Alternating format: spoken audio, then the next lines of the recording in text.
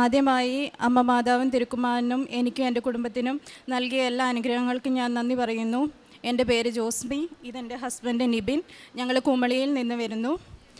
ആദ്യമായി ഞാനിവിടെ ഉടമ്പടി എടുത്തത് ഓഗസ്റ്റ് 10, 2023 ഞാൻ ഉടമ്പടി എടുക്കാനുള്ള സാഹചര്യം എന്ന് പറയുന്നത്, ഞാൻ കുവൈറ്റിൽ പോയതിന് ശേഷം ഹസ്ബൻഡും കുവൈറ്റിലേക്ക് വരാൻ ട്രൈ ചെയ്യുന്നുണ്ടായിരുന്നു.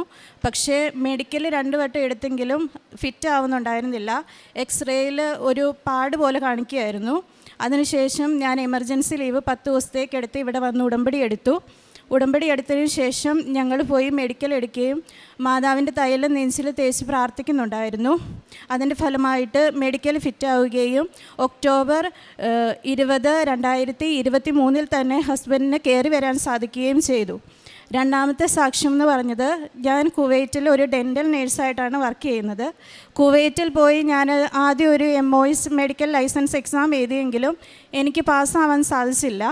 അതിനുശേഷം ഞാൻ ഉടമ്പടിയിൽ അതും വെച്ച് പ്രാർത്ഥിച്ചിട്ടുണ്ടായിരുന്നു. ഇവിടുന്ന് ഉടമ്പടി എടുത്ത് പോയ ശേഷം ഞാൻ പഠനം മൊത്തത്തിൽ ഒഴിവാക്കിയിരുന്നു.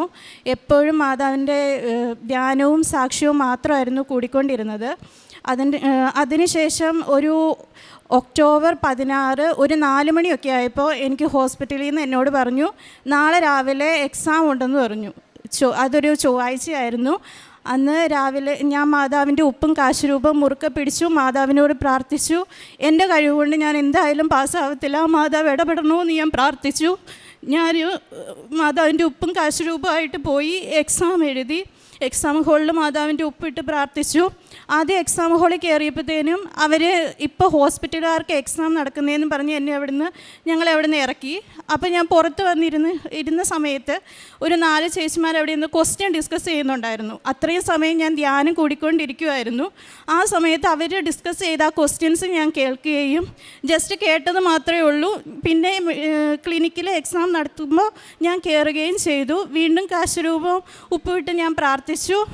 ആ എക്സാമിൻ്റെ അകത്ത് അവരപ്പോൾ ഡിസ്കസ് ചെയ്ത ആ 4 ക്വസ്റ്റ്യൻസ് എനിക്ക് അതേപോലെ വന്നു. മാതാവ് എന്നെ എക്സാമിൽ വിജയിപ്പിക്കുകയും ചെയ്തു.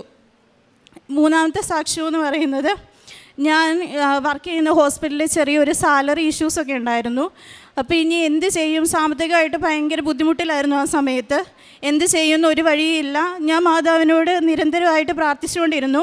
ഞങ്ങൾ രണ്ടുപേരും ഉടമ്പടിയിൽ ഒരു പിഴവും വരുത്തിയിരുന്നില്ല, എപ്പോഴും പ്രാർത്ഥിച്ചുകൊണ്ടേയിരുന്നു. ആ സമയത്താണ് എൻ്റെ ഒരു ഫ്രണ്ട് എന്നോട് MOSൽ ലോക്കലായിട്ട് അപ്ലൈ ചെയ്യാൻ പറ്റും, നീ വെറുതെ ഒന്ന് അപ്ലൈ ചെയ്ത് നോക്കാൻ പറഞ്ഞു. ഞാൻ അവളോട് ഓക്കെ പറഞ്ഞു. ഞാൻ അപ്ലൈ ചെയ്തു. ജൂലൈ 19 അപ്ലൈ ചെയ്യുന്നത്. പക്ഷേ ഒരു മറുപടി ഉണ്ടായിരുന്നില്ല. ആ സമയത്ത് ഞാൻ അവിടെ അഖണ്ഡ ജപമാല ഗ്രൂപ്പുണ്ട്, അവിടെ പോയി പ്രാർത്ഥിക്കുകയും മാതാവിനോട് നിരന്തരം പ്രാർത്ഥിച്ചുകൊണ്ടിരുന്നു. ഒരു ഇതും ഉണ്ടായിരുന്നില്ല.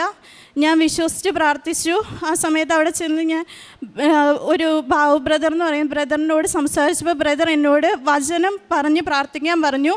ഞാൻ ജെറമിയ 28:11 നിന്നെക്കുറിച്ചുള്ള പദ്ധതി എൻ്റെ മനസ്സിലുണ്ട്, നിന്നെ നാശത്തിനുള്ള പദ്ധതിയല്ല, ക്ഷേമത്തിനുള്ള പദ്ധതിയാണിത്, നിനക്ക് ശുഭമായ ഭാവിയും പ്രത്യാശയും നൽകുന്ന പദ്ധതി. ഈ വചനം നിരന്തരം ഞാൻ പ്രാർത്ഥിച്ചുകൊണ്ടിരുന്നു. ഡെൻ്റലിൽ വർക്ക് ചെയ്യുന്നതുകൊണ്ട് തന്നെ ഒരു പേഷ്യൻ്റ് കഴിയുമ്പോൾ എനിക്ക് കുറച്ച് സമയം കിട്ടിയാലും ഞാൻ ജപമാല ചെല്ലാനും ഒത്തിരി ആത്മീയമായിട്ട് വളരുവാൻ എനിക്ക് സാധിച്ചു. അതിൻ്റെ ഫലമായിട്ട് ഒരു ജനുവരി 16, 2025 ഒരു 3 മണിയായപ്പോൾ എനിക്ക് MOSൽ നിന്ന് മെയിൽ വന്നു. അവിടെ ജനുവരി 19 ചെല്ലണമെന്ന് പറഞ്ഞു. ഞാൻ അവിടെ ചെന്നു. അവർ 1 വീക്കിനുള്ളിൽ എന്നോട് NOC സബ്മിറ്റ് ചെയ്യാൻ പറഞ്ഞു. കുവൈറ്റിൽ വർക്ക് ചെയ്യുന്നതുകൊണ്ട് തന്നെ NOC കിട്ടാൻ വളരെ പ്രയാസമാണ്. ഞങ്ങൾ വീണ്ടും തകർന്നു. ഇനി എന്ത് ചെയ്യുമെന്ന് അറിയത്തില്ല. എന്നാലും മാതാവിനെ മുറുകെ പിടിച്ച് ഞാൻ പ്രാർത്ഥിച്ചു. മാതാവ് ഇടപെടുമെന്ന് ഞങ്ങൾ നിരന്തരമായിട്ട് വിശ്വസിച്ചു. മാതാവിൻ്റെ ഉപ്പും കാശുരൂപമായിട്ട് ഞാൻ എൻ്റെ മാനേജ്മെൻറ്റിനോട് സംസാരിച്ചു. അവരൊന്നും പറഞ്ഞില്ല, ഓക്കെ പറഞ്ഞു. പക്ഷേ 2 ദിവസത്തിന് ശേഷം അവരെന്നോട് പറഞ്ഞു, അവിടുത്തെ കഫയിൽ സമ്മതിക്കുന്നില്ല, നീ അവരോട് ഡയറക്റ്റ് തന്നെ സംസാരിക്കണമെന്ന് പറഞ്ഞു. എനിക്ക് ഡയറക്റ്റ് ഇങ്ങനെ ആരോട് സംസാരിച്ച് പരിചയമൊന്നുമില്ല. എനിക്ക് ഭയങ്കര പേടിയായി. ആ സമയത്ത് ഞാൻ മാതാവിനോട് പറഞ്ഞു, എനിക്കങ്ങനെ സംസാരിക്കാനൊന്നും അറിയത്തില്ല, നീ എൻ്റെ കൂടെ ഉണ്ടായിരിക്കണം, നിന്നെ മാത്രം വിശ്വസിച്ചാണ് ഞാൻ പോകുന്നത്, എനിക്ക് വേറെ ആരുമില്ല എന്നെ സഹായിക്കാനെന്ന് പറഞ്ഞു. ഞാൻ ഉപ്പും കാശുരൂപമായിട്ട് പോയി. ഉപ്പ് അവിടെ ഇട്ട് പ്രാർത്ഥിച്ചു. കുറച്ച് എൻ്റെ തുവാലയിലും പൊതിഞ്ഞ് പിടിച്ചിട്ടുണ്ടായിരുന്നു. ഞാൻ ഒരു മണിക്കൂറോളം അയാളോട് സംസാരിച്ചു. അയാൾ തരില്ല എന്ന് തന്നെ പറഞ്ഞുകൊണ്ടിരുന്നു. ഞാൻ മാതാവിനോട് ലാസ്റ്റ് ചോദിച്ചു, മാതാവ് നിനക്ക് എന്നെക്കുറിച്ചുള്ള പദ്ധതി എന്താണെന്ന് ഇപ്പോൾ വെളിപ്പെടുത്തണം, ഇല്ലെങ്കിൽ എനിക്ക് ലാസ്റ്റ് കച്ചിത്തുരുമ്പായത്, എനിക്ക് വേറൊരു വഴിയും ഇല്ല, നീ എൻ്റെ ജീവിതത്തിൽ ഇടപെടണമെന്ന് പ്രാർത്ഥിച്ചു. മാതാവ് ഇടപെട്ടു. ഞാൻ അത് ശരിക്കും തിരിച്ചറിഞ്ഞു. അത്ര നേരം പറ്റത്തില്ല എന്ന് പറഞ്ഞ ആ മനുഷ്യൻ എന്നോട് തരാമെന്ന് പറഞ്ഞു. പക്ഷേ അവരെനിക്കൊരു ഇത് വെച്ചു, ഇതാരോടും പറയരുത്, എൻ്റെ സ്റ്റാഫുകളോട് ആരോടും പറയരുതെന്ന് പറഞ്ഞു. അവരെന്നോട് പറഞ്ഞു NOC ഞാൻ തരാം, പക്ഷെ നിനക്ക് മിനിസ്ട്രിയിലേക്ക് മാത്രമേ NOC തരത്തുള്ളൂ എന്ന് പറഞ്ഞു. വീണ്ടും പരീക്ഷണം. എനിക്ക് മിനിസ്ട്രി കിട്ടിയില്ലെങ്കിൽ ഞാൻ എന്ത് ചെയ്യും മാതാവേ? പക്ഷെ അമ്മ എനിക്ക് തരുമെന്ന് ഞാൻ ഉറച്ച് വിശ്വസിച്ച് പ്രാർത്ഥിച്ചു. ഞാനത് ഒരാഴ്ചയ്ക്കുള്ളിൽ വേണമെന്ന് പറഞ്ഞുകൊണ്ട് ഞാൻ അതും കൊണ്ട് മിനിസ്ട്രി ചെന്നപ്പോൾ അവർ പറഞ്ഞു ഇപ്പം ആളെ എടുക്കുന്നില്ലെന്ന് പറഞ്ഞു. വീണ്ടും എനിക്ക് സങ്കടമായി. ഞാൻ ഇനി എന്ത് ചെയ്യുമെന്ന് എനിക്കറിയത്തില്ല. പക്ഷേ ഞാൻ എന്നും ജപമാല ചെല്ലുന്ന സമയത്ത് അമ്മയുടെ സാന്നിധ്യം നിരന്തരം എനിക്ക് കിട്ടിക്കൊണ്ടിരുന്നു.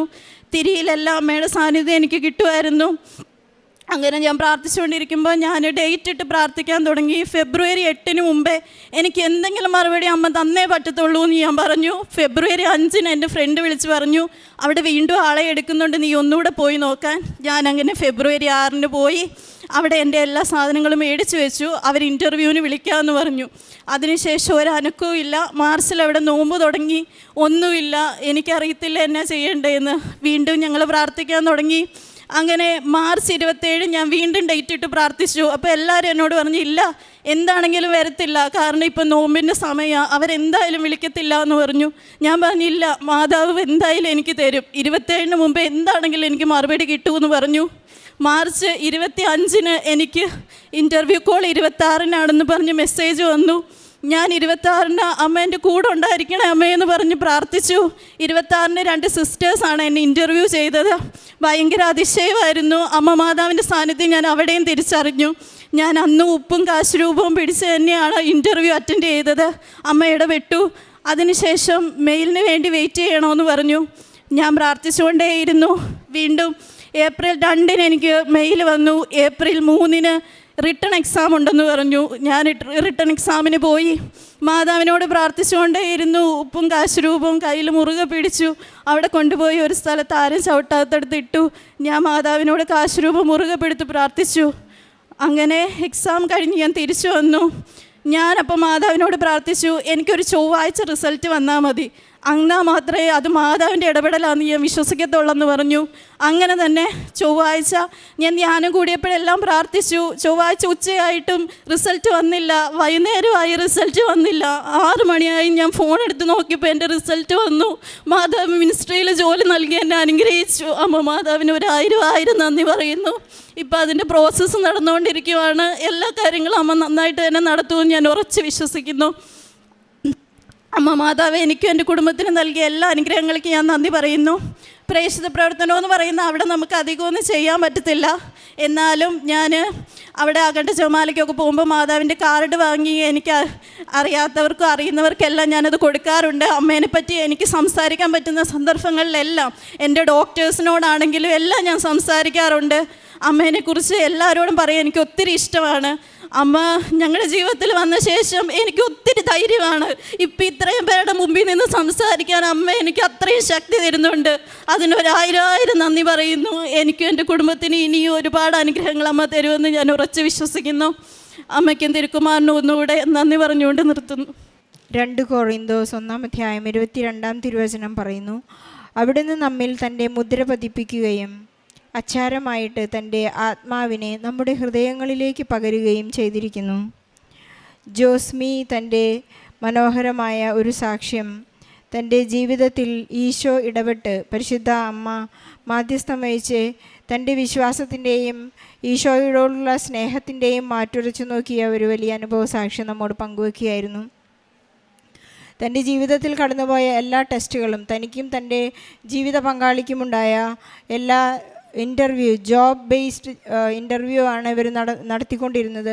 NOC കിട്ടണം, ഫിറ്റ്നസ്, ഹസ്ബൻഡിനെ ഫിറ്റ്നസ് മെട്രിക് ബയോമെട്രിക് പാസ്സാകണം. പിന്നെ കുവൈറ്റിൽ ഇതൊക്കെ വളരെ ബുദ്ധിമുട്ടുള്ളൊരു കാര്യമാണെന്ന് അറിയാമെങ്കിലും ജോസ്മി എപ്പോഴും ഈശോയിൽ വിശ്വസിക്കുകയായിരുന്നു. എനിക്ക് പരിശുദ്ധ അമ്മ ഇതെല്ലാം വാങ്ങിത്തരും. പക്ഷേ ഓരോ ഘട്ടത്തിലും ഘട്ടം ഘട്ടമായി ജോസഫ് അച്ഛൻ പറയാറുണ്ടല്ലോ, എത്രത്തോളം അമ്മ മൗനമായിരിക്കുന്നുവോ നിൻ്റെ അനുഗ്രഹം അത്രമാത്രം വലുതായിരിക്കുമെന്ന്. ഇത്രയും വലിയ ശക്തമായ സാക്ഷ്യം ഈ സഹോദരിക്ക് ഇവിടെ പറയാൻ സാധിച്ചത് പരിശുദ്ധ അമ്മയുടെ മൗനത്തിൻ്റെ രഹസ്യമാണെന്ന് നാം മനസ്സിലാക്കുകയാണ്. പരിശുദ്ധ അമ്മ എപ്പോഴും കൂടെ ഉണ്ടായിരുന്നു. പക്ഷേ ഒരു വലിയ ഓഫർ നൽകുകയാണ് ജോസ്മിക്കും തൻ്റെ ജീവിത പങ്കാളിക്കും.